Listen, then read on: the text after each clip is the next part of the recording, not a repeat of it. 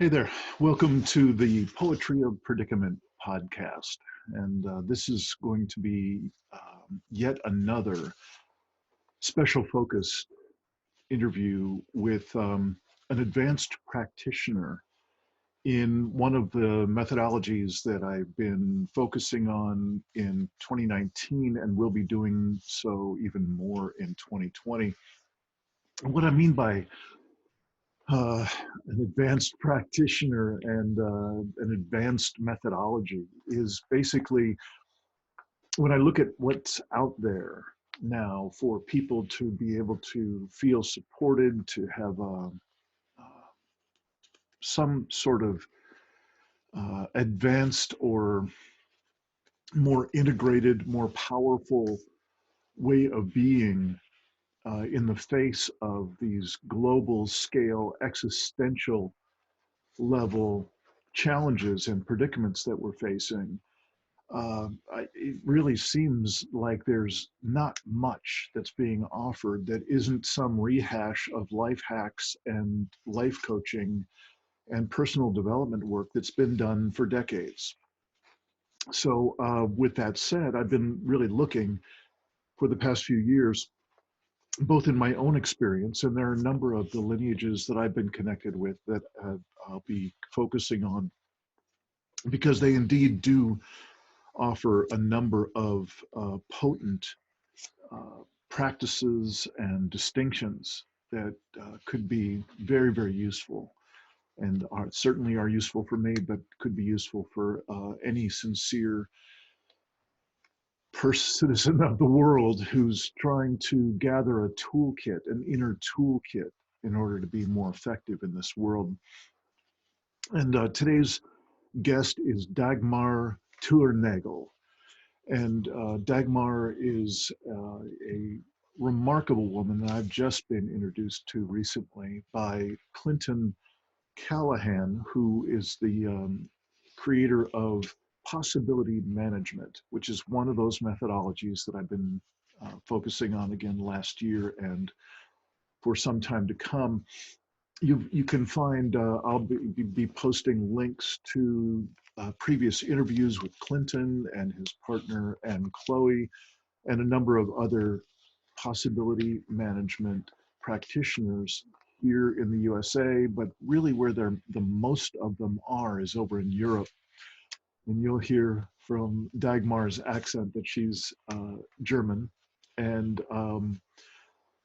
she is a trainer of trainers for possibility management. And we end up speaking quite a bit about one of my senior focuses in this work, and that is to do the individual and collective level work on trauma.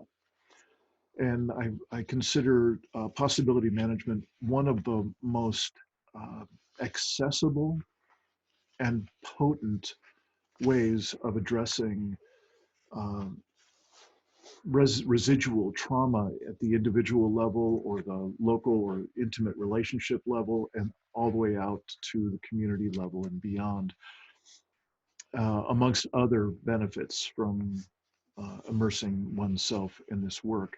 It's certainly not for everyone. I can tell you that it's extraordinarily rigorous work, but to the degree that I've been willing to pierce through each layer of pursuit of possibility management work, I have found immense value and immense freedom and immense power, personal power and clarity out of, and healing actually, out of being involved with them. So I hope you'll join me in welcoming Dagmar Thuernagel, and particularly for the portion of the conversation in which we get to speak a little bit about this whole notion of trauma and how to best address it and diffuse it out of our system and so on. So I hope you enjoy. I'm Dean Walker, and welcome to the Poetry of Predicament podcast, a podcast for people brave enough to face humanity's challenges and problems, and most importantly, our numerous predicaments. The Poetry of Predicament is a podcast meant to inspire us to bring forth grace, beauty, and connection with the web of life in the face of a predicament-laden world. Today on the Poetry of Predicament podcast, let's welcome Dagmar Thuernagel, who will be speaking with us about mastering the art of inviting new possibilities and new ways of being. Senior Trainer with Possibility Management, Dagmar Thuernagel.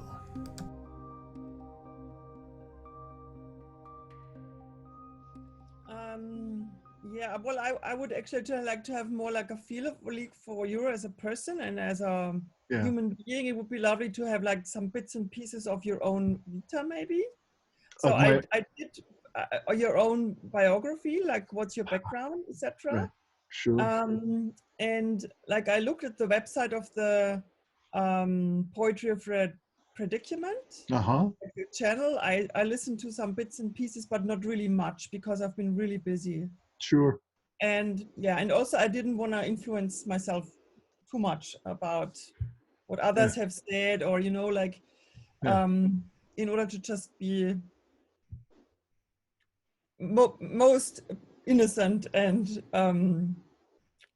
what's the name for it, the English, not have any preconceived ideas of what I'm supposed to say. So whatever. Sort of spontaneous. Yes, more or less. Yeah. So should I tell you a little bit about myself? Yeah, it would be great to get some bits and pieces. Yeah. Good, I'm happy to.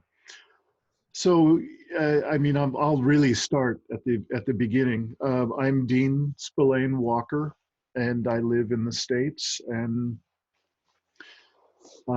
these days, for about the past 7 years, I've been deeply engaged with realizing that we are in the middle of and looking forward to much more collapse, human-caused collapse of Earth and human systems.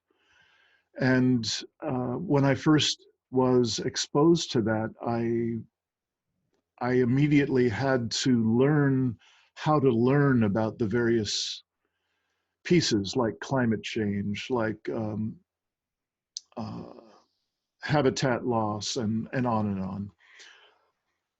And after that process of doing that, of confirming that these things were actually happening, I wrote a book about that.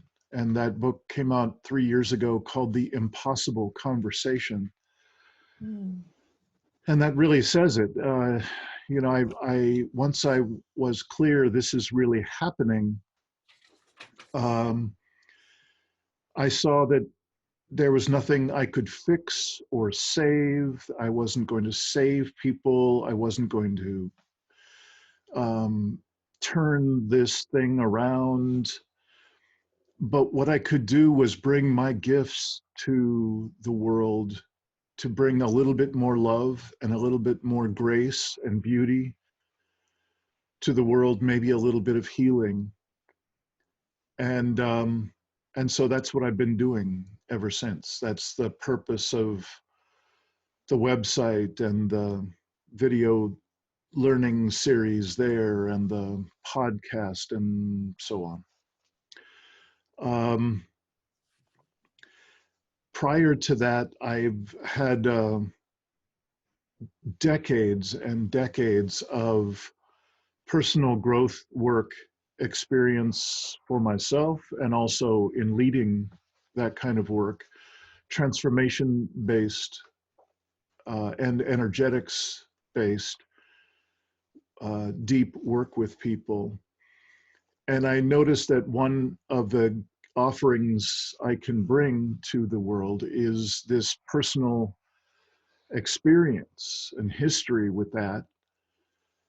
And that's a big part of why I am doing the podcast now, is I want to find others to bring their voices to a similar level of serious work with people.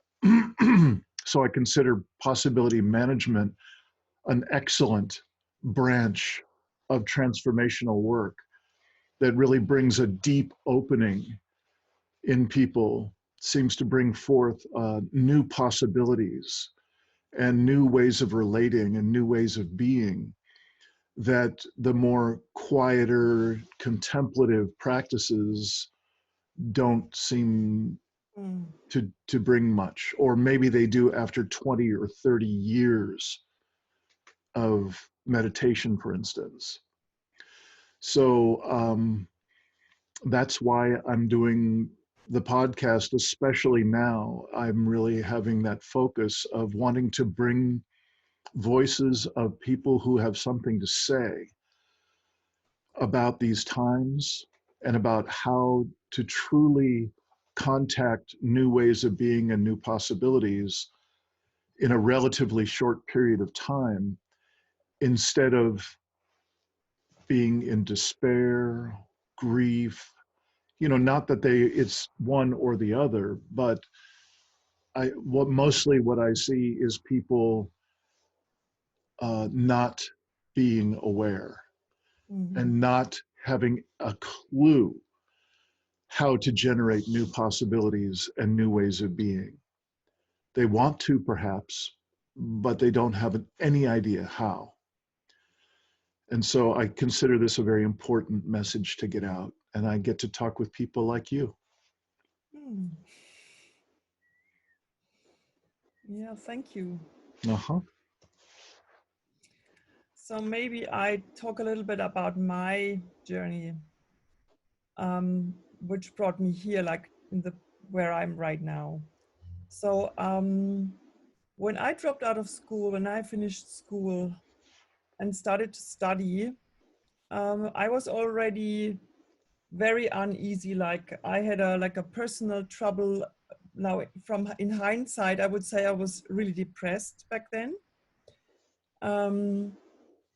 And the only thing that seemed to make sense for me when I was 19 or 20 years old was study something that is connected with the environment. And I decided to study hydrology. So the science of water, because it dawned upon me that that water will be a big, big issue in the future. And that was in the late 80s, early 90s, when the whole thing with global warming started to get into the public conversation. There was the Club of Rome time, etc., etc. And so I started studying, and what I experienced is my personal process undermined my ability to really follow that path. In other words, I felt really sick, and and the peak of my feeling sick, feeling uneasy, not being comfortable with what I did, was when I did a practical stage during one of the holidays at the uni, in a different uni. And we were out there taking samples of the soil and finding out about the humidity in the soil, and then bringing it all into the computer and doing a computer model on that. And I've found myself with figures and numbers and very abstract stuff, and it was so disconnected from my experience with the living creature Gaia that I just couldn't do it anymore. It was like the peak of despair, if you so want. And then I just quit it from one day to the next, even though people told me, yeah, why do you stop? I mean, you're so good, you're so talented. And I was like, I can't do it anymore. I can't do it anymore. And only like many years later, I saw that, it's totally that big crack that opened in my life is totally part of, it's congruent, it's part of the journey. It was necessary that I did that. So then I shifted and got more interested in how do human beings function. Noticing that I'm not the person who could do the computer modeling in order to get hold of how Gaia works and then make decisions from those models about, let's say, how to build a dam against floods or deciding anything like that. So the understanding of science just didn't work for me at all. It was so not working for my inside.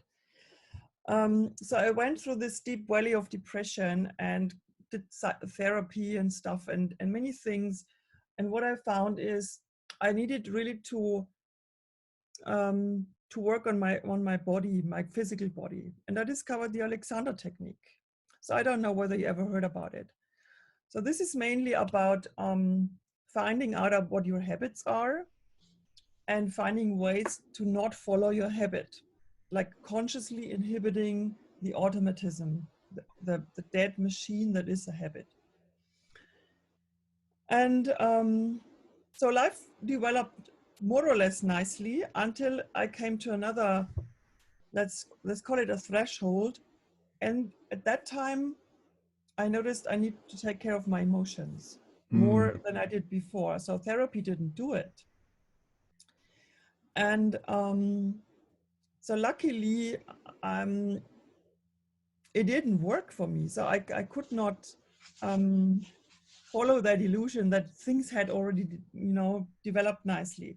And that was the time when I bumped into possibility management. And I had no plan of doing another training, of training myself to be a trainer or anything like that. But when I did my first Expand the Box training, it was just such a revealing experience because I got all the missing little pieces of the jigsaw. And especially the role of the emotions and the feelings just struck me like a lightning. It was like, oh my God, this is also connected and it makes so much sense.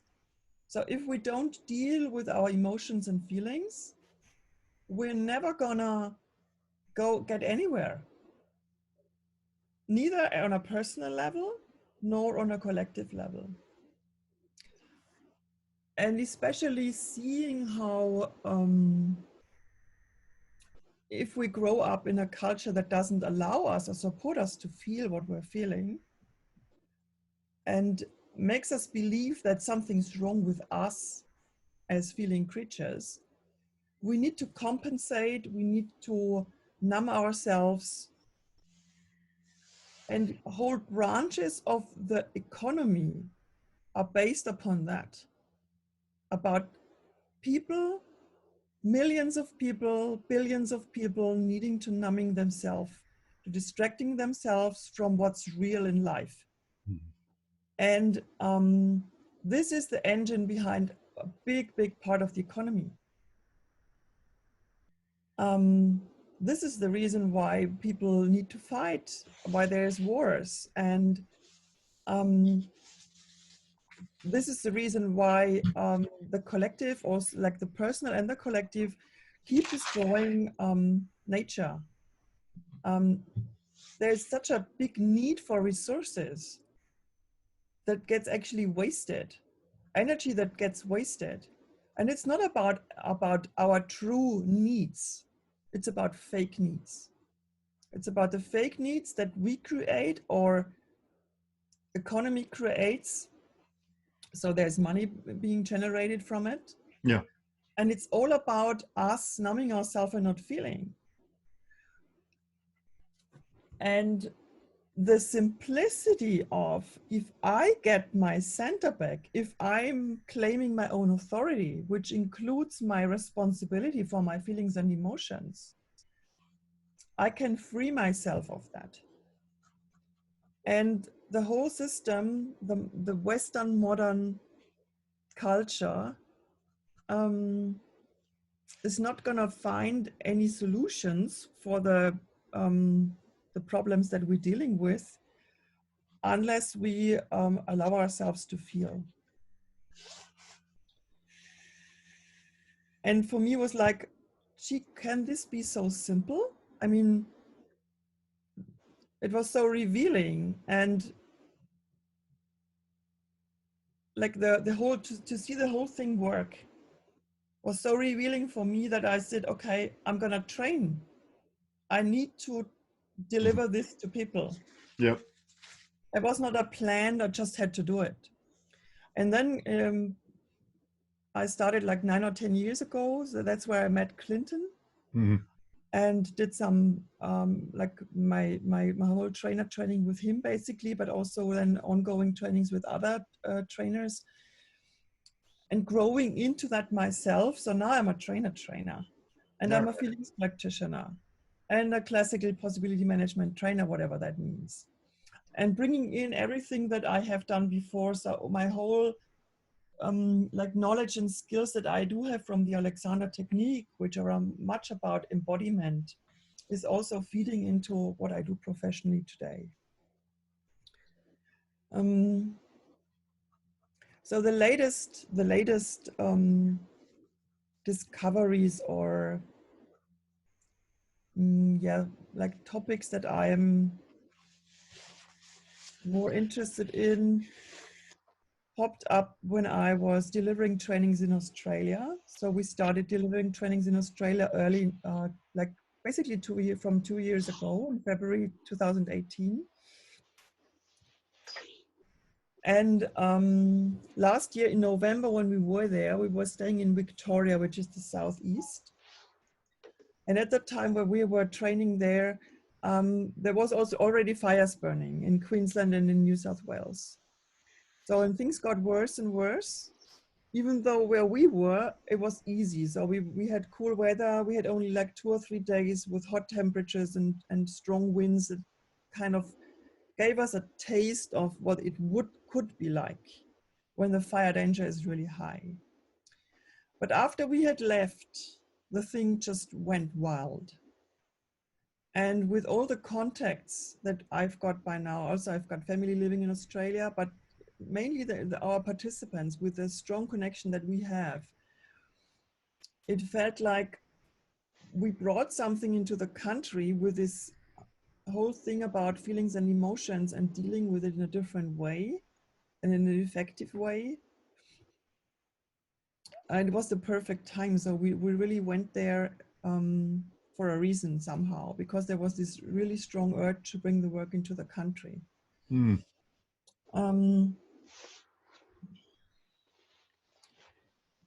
Yeah, so this kind of brought this collective trauma topic closer to me. So thinking about how does personal trauma and collective trauma, how do they interact? How are they connected?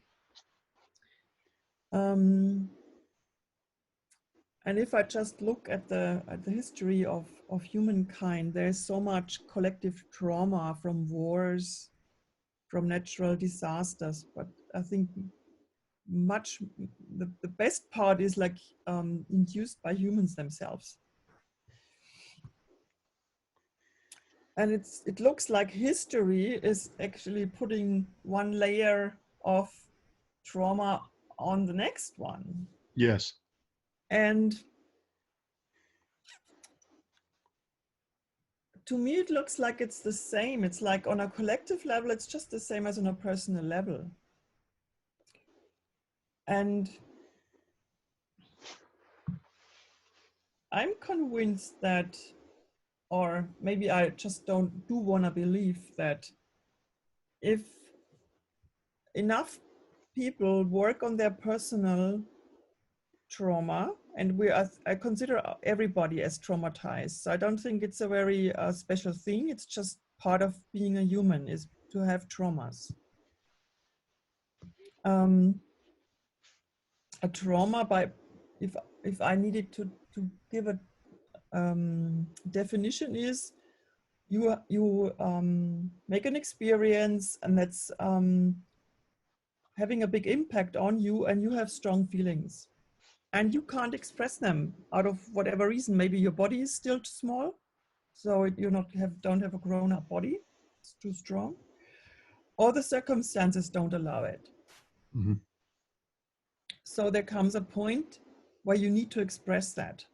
So so healing can happen, and you can really live it through and overcome it. You don't have to suppress it anymore.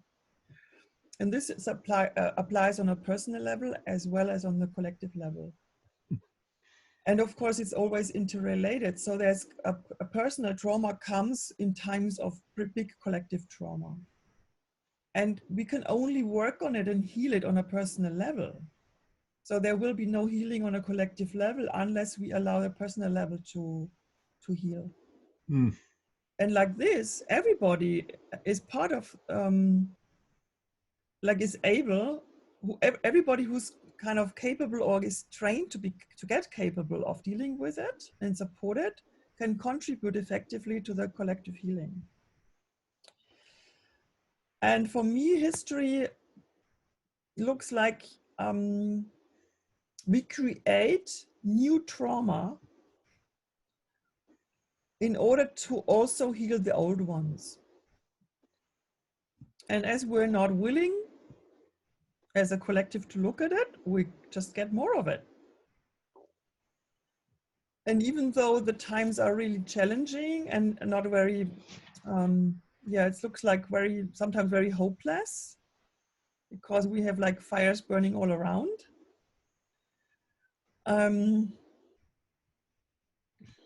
I really wanna believe that we, as a collective, we're on a healing journey. Mm.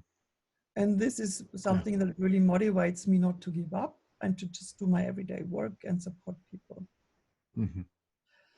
And personally, I find so much beauty in the connection of the healing spaces. So much joy of a very special kind in the intensity of sharing and being with each other. When someone dares to really express their emotions and feelings. I don't think, maybe we wouldn't get it if it wasn't so harsh on us right now. For me, like it sounds a little new agey, but I'm not new agey at all, really not. For me, I see it as a big awakening. Mm-hmm. So the big crisis that is really so much in our faces that we cannot pretend it's not happening. I mean, there's still enough people who try to pretend it's not happening, but sooner or later, it's just gonna be in everybody's face. And this is just a big wake-up call. It's a big invitation. Yeah. And so funny enough, when I was in my early 20s, I was really like desperate and pessimistic, and that's the one reason why I didn't get any children on my own. So I decided not to have children. I'm not gonna, bring children into the world. There's enough children here to be taken care of. But I'm more optimistic now, even though the situation has really, really gone worse. And this has to do with this, the healing journey that I consider myself. I'm walking, and the whole collective is walking as well. Mm-hmm. So we did a really cool map. We downloaded a really cool map on collective trauma in the last trainer meeting, which was in January. And when I talk about mapping it, is about getting conscious of the mechanisms of how trauma is perceived on a collective level and how it could on a new map. So if we do a paradigm shift, where could it lead us?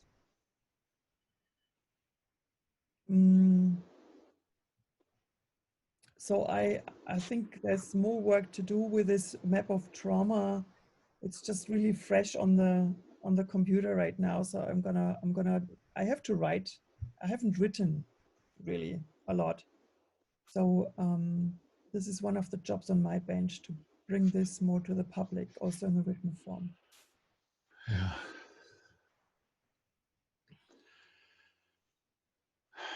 Well, Dagmar, I'd like to just stop for a moment. Yeah. Um,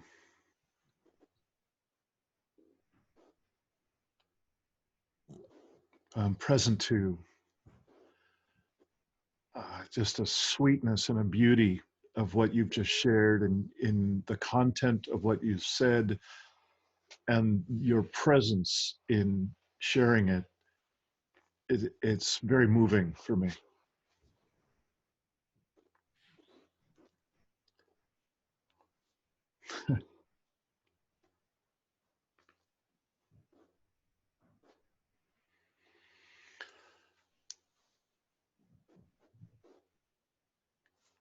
Every once in excuse me.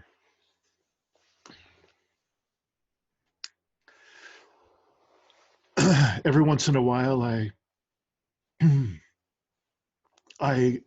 have a moment like this where I remember the scale of what we're talking about,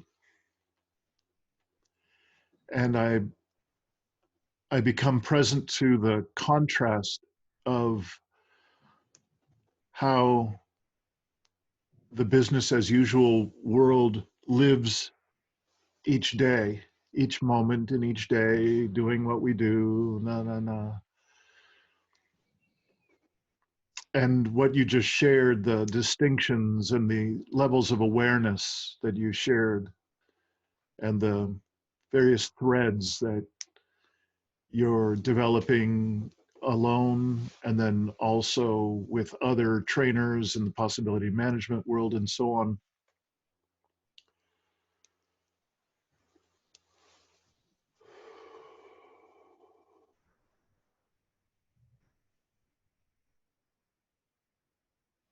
So in those few moments, few minutes of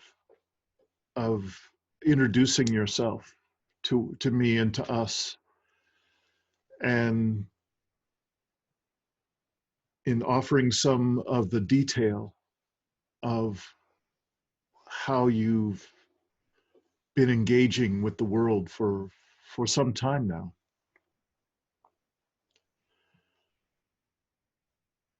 For me, it's again very moving, very deeply inspiring, and I find myself opening. My own heart is opening in just receiving what you're sharing.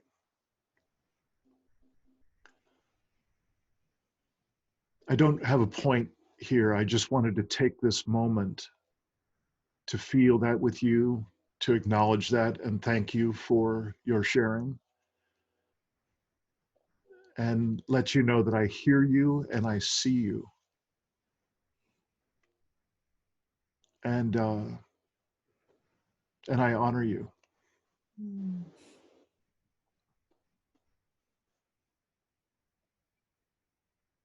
Yeah, thank you, Dean. So I feel sadness from being touched and from being connected with you, and I feel joy at the Mm. same time.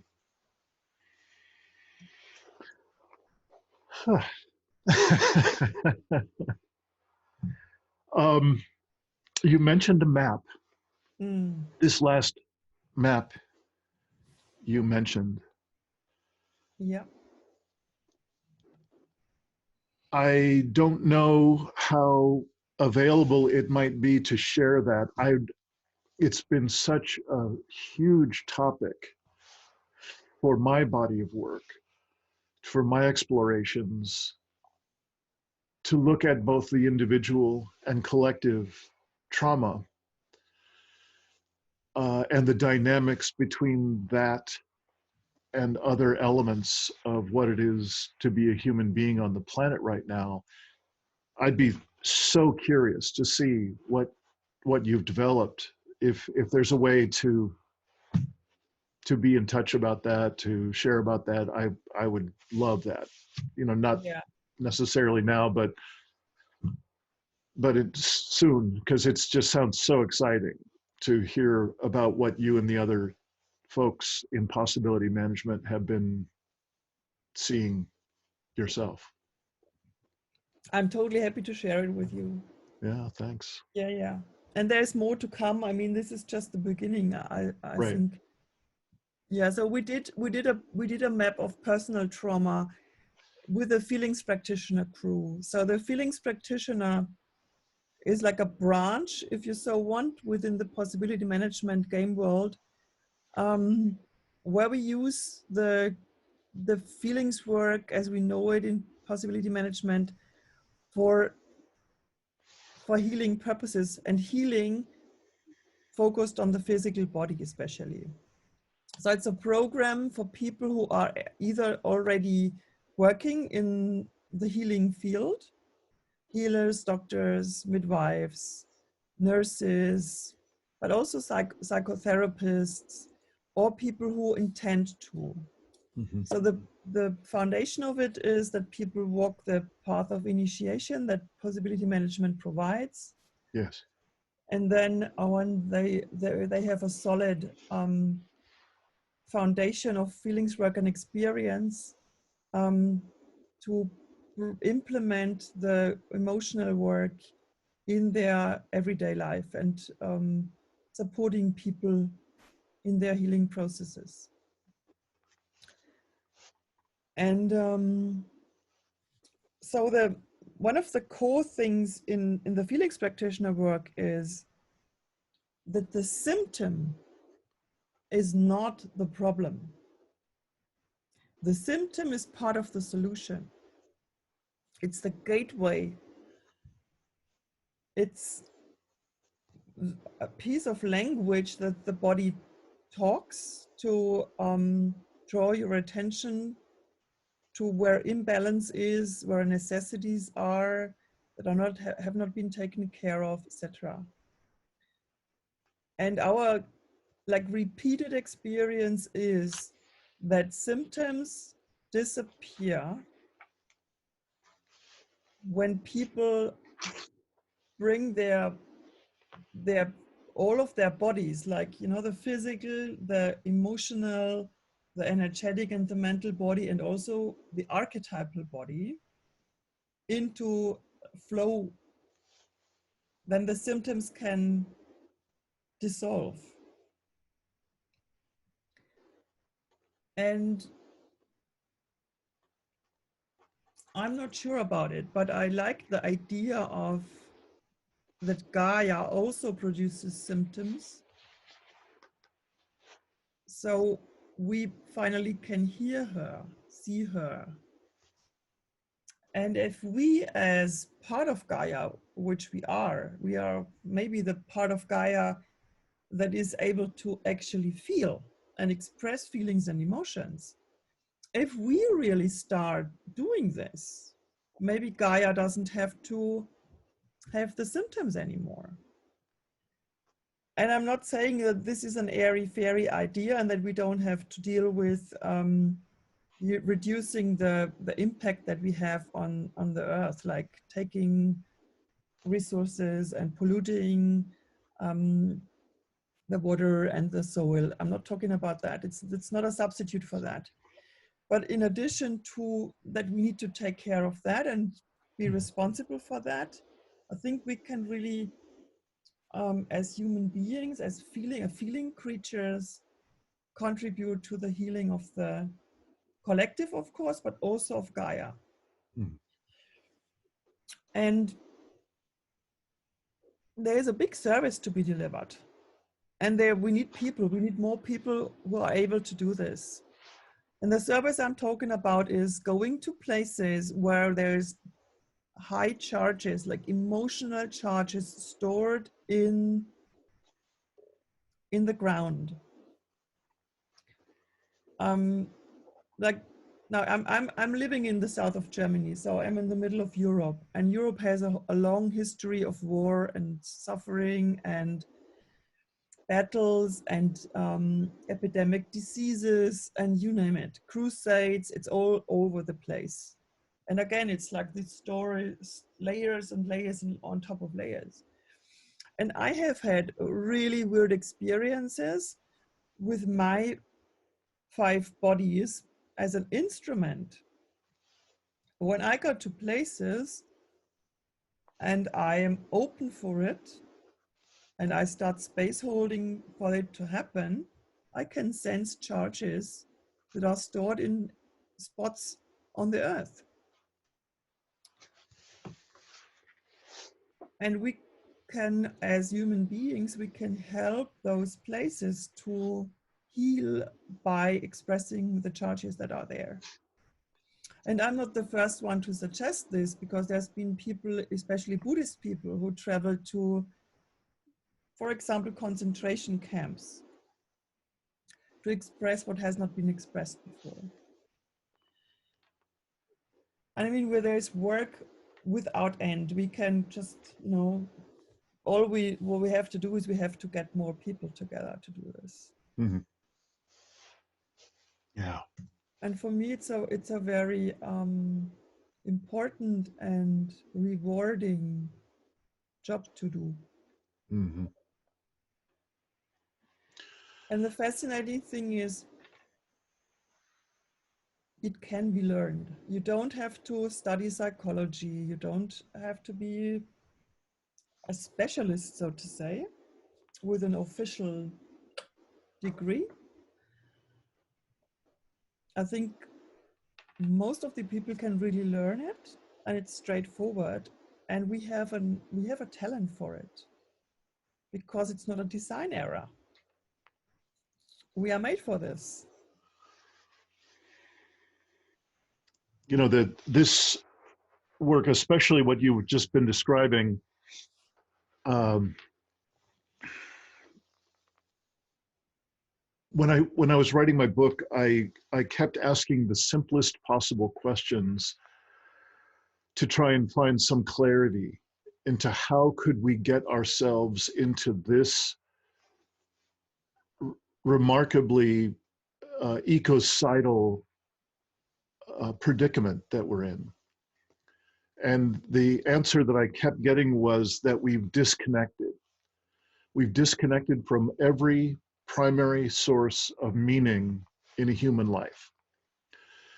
And that broke down to connection with deeper self, connection with each other, connection with the earth, and connection with soul, just for to be able to speak about it. And I also kept my eyes open for simple quotes that everybody knows, everybody's heard, but somehow speak to the center of a piece of this puzzle. And one of them is a quote that is attributed to Einstein, something along the lines of the problems that we encounter today cannot be solved at the same level at which they were created. And I have always interpreted that to mean not just about thinking, which is often a part of that quote, but it's also about feeling. It's also about the multiple bodies that you've been mentioning, that I'll be sure to put links to some of these distinctions in the show notes so people can understand a little bit more what you're describing. And that's for me a very important distinction at this point in the conversation about how sure we, just about everybody who will be watching this podcast, and most of the people we know in this segment of the world, has heard that quote. It's a very common quote. And so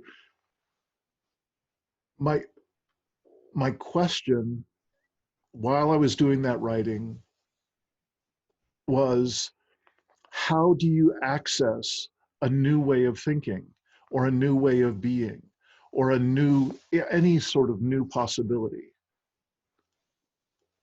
Because all I can see is that we're literally encased, we're packed into what could be called the box in the possibility management world, we've got this identity encasement, both individually and collectively.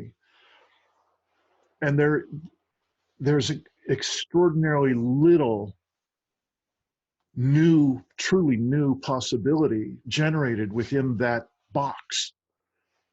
Its whole job is to hold us in place and to keep away from truly new possibilities. So one thing that's just since the first moment that I was connected with Clinton, having met him a few years ago, I saw that this is truly a part of the work of transformation that I'm used to from, decades now. And I think that Clinton and all of you who have been building this work out have one of the most consistent and available gateways to truly new possibility, a new way of thinking, or a new access to to feeling.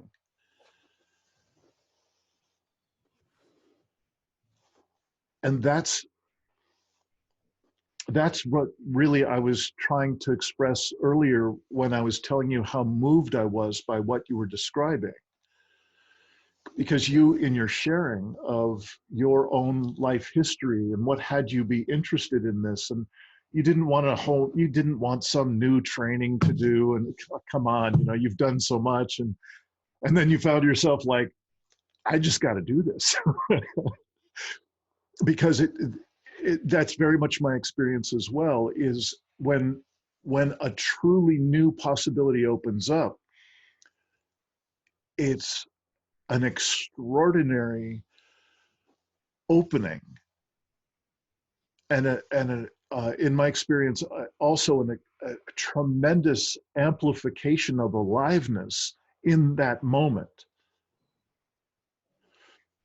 So I don't quite know why I was compelled to share that with you, but that's what I was inclined to say after you shared the last piece. I'm wondering if what I've said sparks you in any way. It totally does. So, what I love witnessing in the training spaces is when people really get into contact with who they actually are beyond what you also named as the box. And the box is designed to keep us safe. And the paradox is that even like the known horror is better than the unknown possibilities. And the endurance that some people have, or a lot of people have, like how much they can hold and bear, and is amazing. I mean, the capacity of humans to suffer is amazing. So people rather suffer than try something new, because the old suffering is at least a known suffering. And like my biggest part of my job is to stay with people when they experience fear. Mm-hmm. And supporting them to what we call to step onto the new map of fear, to consider that fear is not what they were educated to think or to presume. And here comes the thing with the embodiment. You can't do it in your mind. You can't do it just in your mental body. You need an experience of fear running in your system and you being safe and relaxed with it. So we do this in our training spaces very straightforward. So I only came back from a training space 2 or 3 days ago. And this is the most amazing thing. It's the case with all the feelings, like it's with anger, it's with sadness, and with fear. So once you really allow yourself to feel it fully, and you have somebody, at least one person, staying with you in the experience, so you're not alone, you end up in joy. And this is just such a door opener. It opens the door for miracles, really. Yeah. And like allowing yourself not to know who you are outside the box, and then opening to what we call the bright principles or the soul qualities. So there's different words for it that are actually moving us humans in life.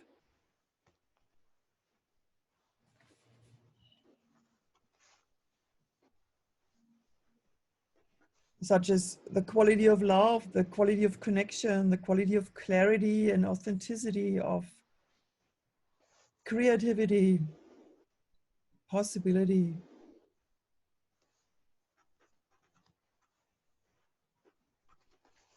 And having the experience of being driven by that, really, beyond what the limits of the box are.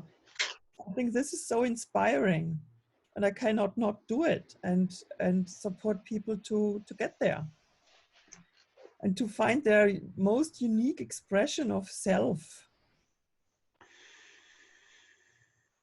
Yeah. And I'm convinced that with the, there's never been as many people in physical bodies as nowadays. Like, we have the highest rate of incarnation right now. And maybe for a good reason. So many talents, so many unique tasks, skills, capacities, and potential running around. Yeah. And I mean, I consider myself, I'm in my early 50s now, so I'm pretty old compared to the young folks who only came here and who are maybe 15 years old, 20, 25. Mm-hmm. There's a different generation, and they are even faster than much faster than I am, or we are. Yeah. And they have a different necessity because they haven't lived their life for 30, 40, 50 years. Yeah. For them, really, their future is at stake. And what I really like is the co-creation between the generations. So in the last training, the youngest participant was 17. She was there with her mom because she was not 18 yet. And the oldest in the late 60s. Mm-hmm. And seeing it happen that such a young woman is delivering feedback to a person in their 60s, and this feedback being fully accepted and taken, and the coaching even taken, is amazing. I mean, where can you find that? Yeah. And that's another aspect that I really love about the work, that it's not depending on the age. Yeah. We really have a big range of people in the same spaces. Yeah. And also people of the different backgrounds. It's not limited to people who have an academic degree or who are craftspeople or social workers or psychologists, or it's everybody in there. To be a human is enough. You don't have to bring in any certificates. No special prerequisites to attend. No. Yeah. Um,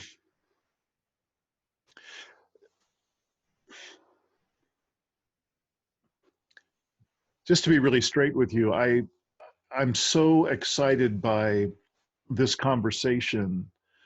There's a particular way that you're able to express that I'm already thinking some time out in the near future when I would love to create some kind of a series of this kind of conversation, but pointed out toward people who are new to this idea of an advanced body of work that they could approach, that they just don't know anything about right now. Like literally, this would be the first time they'd hear about it right now. And I think it would be extraordinarily useful to have someone as knowledgeable as yourself, as experienced as yourself, to be able to lay out kind of a bridge from where people don't know what they don't know, to be able to step a few steps out onto this bridge and be able to see there's an entirely new landscape available, a whole different dimension, kind of as an early step toward participation in some sort of, if it's possibility management and expand the box and so on. I'm just trying to let you know that's where I'm thinking. I'm not being very present at the moment. I'm already thinking out out ahead to that. So that's something that I will officially invite you to, perhaps after this call and after this conversation. I'm wondering if, for now, in this moment, as it looks to me like we're starting to draw this conversation toward a close, if you had just a few moments to share, really from as far back as you can reach in your own embodied remembering of what it was like before you truly had an experience of generating new possibility at this level. Can you share anything about what it's like to be, what it has been like for you to bridge from the prior world, your earlier life, into new possibilities at the level you've been talking about? And share with folks who might be at least curious, but also maybe scared. You described earlier how there can be so much fear of the new possibilities, that we'd actually even prefer to stay in the horror. I think you said the horror that we might be present to, as opposed to the fear of getting into a new reality. Can you speak to anything that has opened opened up that bridge to you, that you can recall, that you can share with people for whom this is new? Is that a clear question? I'm sorry I made that long. I think it's a clear question. I just don't know whether I can deliver what you're looking for. Interestingly enough, two situations came to my mind, but they're not connected with fear. They're connected with sadness. But I still want to give you as an example, because on my personal path, I think both of them are part of my initiation. So one was more or less 20 years ago. That was far before I bumped into possibility management and did any feelings work, right? So one of my closest friends, she gave birth to a baby boy, and this baby boy died on the third day of his life. Mm. And I was with her when she delivered him, and I was with her when we had this farewell celebration a week after he had passed away. And the pain that I experienced, the sadness and the pain for me was so huge. It was really physical. I had a very, very strong physical pain in my heart Mm-hmm. during this celebration, this farewell celebration, which was beautiful. I mean, there's a lot of people there, children there, many, many friends singing songs, making music, because she was a musician or is a musician. So sitting there on one of those church benches, and I had this, the pain was getting bigger and bigger and bigger and bigger of this sadness. And I had this moment in time where I thought, if this continues, I'm gonna just die. I'm gonna die of that pain. And then I knew I had to make a decision. And I chose surrendering. Mm. And it felt like something cracked inside. And then there was flow of energy. And it was like from one moment to the next moment, I was in bliss. So there was still the sadness. And I gave it the full allowance to be there. And I was so energized. And it was like I went over the threshold of suffering and trying to deal with it or to handle it or to, I don't know, to control it somehow, into this is not controllable. I have to open up to it, otherwise I'm gonna die.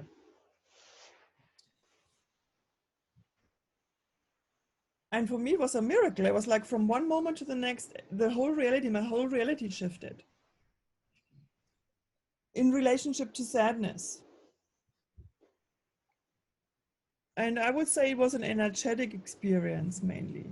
Mm-hmm. Like the shift was in my energetic body. And then about 7 or 8 years later, 10 years later, on the evening before I got divorced, I felt really, really sad. And I noticed myself, like my mental body telling me, so if you're so sad, maybe it's a mistake to get divorced from that man. And I was saying, hang on for a moment. I am feeling sad because I need to let go.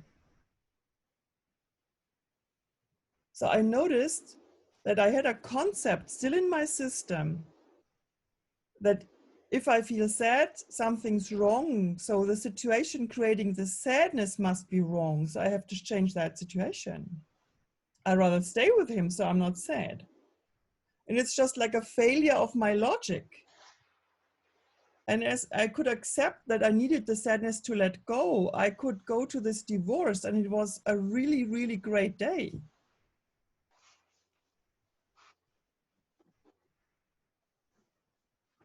So these are two really tangible experiences from my own life.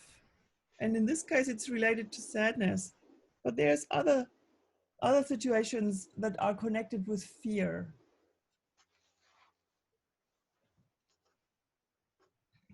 And I can't give you an example right now, but what I can tell you is from the practice of the feelings practitioner field is that the physical body has tissues of resonance where the energy of the main feelings, anger, sadness, fear, and joy, are in full on resonance. So they are beneficial for the physical system. They don't hurt, as in they don't damage anything. more than that, the physical system thrives upon that energy. And the energy of fear is for the nervous system. So when people can train themselves in allowing fear to be there and giving it a home in the physical body, they can relax into the experience of the fear. And it's a different kind of bliss, but it's also bliss. Yeah. I don't know whether this is anything that you intended to receive at that point in time through your question. So this is just what comes up. Yeah, it absolutely is. It's one of the things that I most appreciate, particularly about the body of distinctions that y'all have created in possibility management.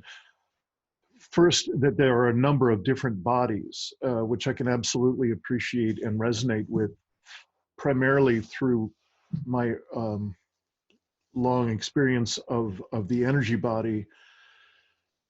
So that, I mean, those are very, very important distinctions, just those alone.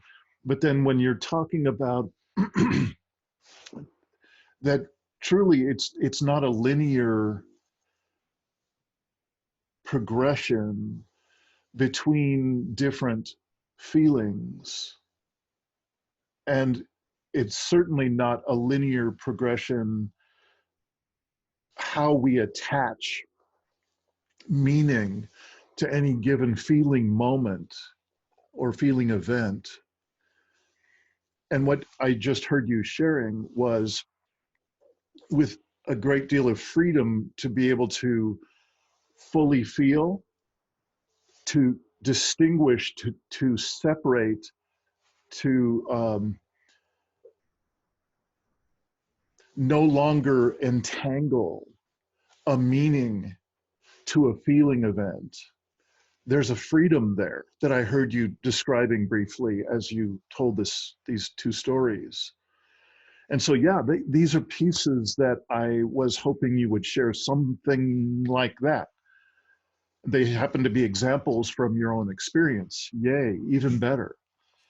And what that sort of thing, how that answers my question is, if I'm brand new to this conversation, and all I know is sometimes I'm really anxious, and sometimes I'm depressed, and sometimes I'm just terrified, and so on.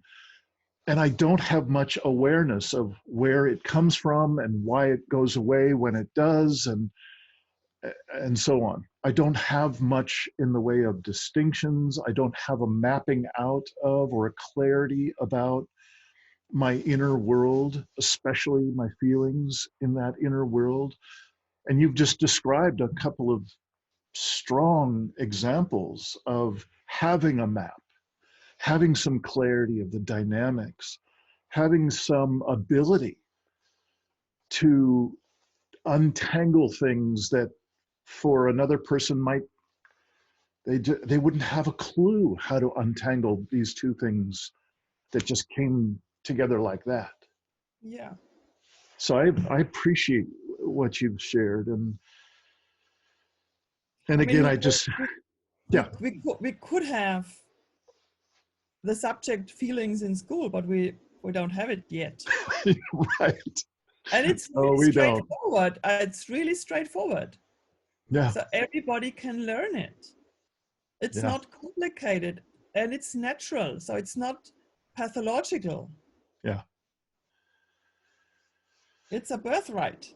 It's a resource. It's a fantastic energy. We can really, once we have dealt with the emotional stuff, so that we can really live in the here and now more.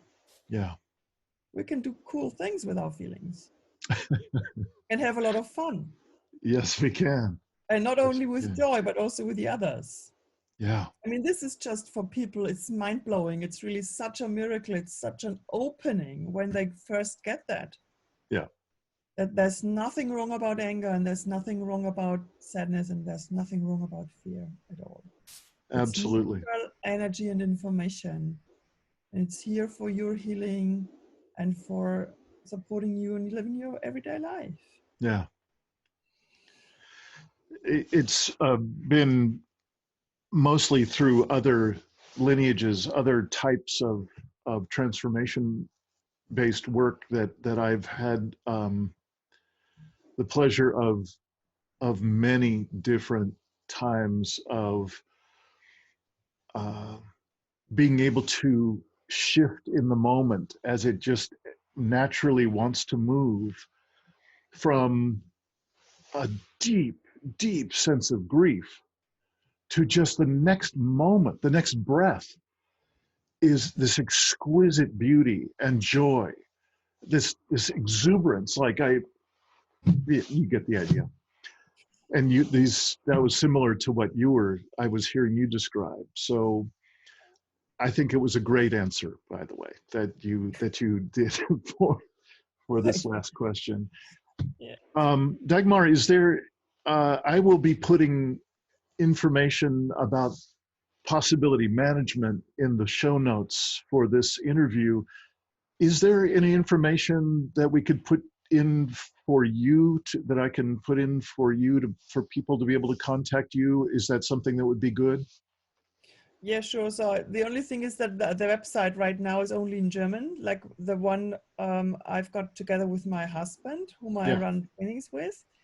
But there is the feelingspractitioner.com website that's in 2 languages. We're gonna redo it, so it's gonna be new pretty soon. We need to work on that, but it's available also in English. Okay, I will be sure to put that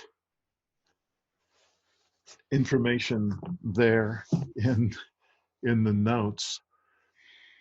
I had no idea what our conversation would be like. You and I had shared maybe 2 emails before this conversation. We had maybe 2 minutes before we hit record for this conversation. And so very often in these conversations with people who have something to say and something to share at a profound level of generating new ways of being and new possibilities, as you clearly do, I've been delighted, I've been moved, I've been, I feel like I've learned and I've opened. I could feel aspects of my system opening during our conversation, particularly in your sharing. Dagmar, I so appreciate what you've done in your life to bring you to this place and to the level of proficiency and even mastery in the areas that you have. I can't imagine a more important body of work to be immersed in and be participating in, as certainly you are, and to a much smaller extent as I am. It's really been a joy to be in this conversation with you, and I was serious about wanting to be connected and run some ideas by you of perhaps a more advanced series of conversations if you'd be up for it. I think there's a tremendous possibility to invite many more people through these conversations into this work. So that would be something that you can look forward to that in our future emails, perhaps. Yeah, I'm already looking forward to it, to some continuation. So thank you very much for taking Clinton's hint and reaching out and making this possible in such a uncomplicated way, straightforward meeting. I really enjoyed the time with you. And yes, I'm totally up for it. So whatever that takes, let's find it out. All right. Yeah. So here we are at the end of the Poetry of Predicament podcast, and it's been a wonderful ride, and I look forward to our next opportunities to speak with Dagmar and hopefully many others in the possibility management crew around the world. All right. Thank you very much, Dean. Thanks for watching another episode of the Poetry of Predicament podcast, produced by Dean Walker and the Living Resilience Alliance, www.livingresilience.net. Music today from Michael Hedges, as always, and also Port Blue Into the Sea. Also available on our website, www.livingresilience.net, is a wide array of articles, online learning series, arranging group and individual resilience coaching, and sign up for our every other Tuesday free support group that we call Safe Circle Calls.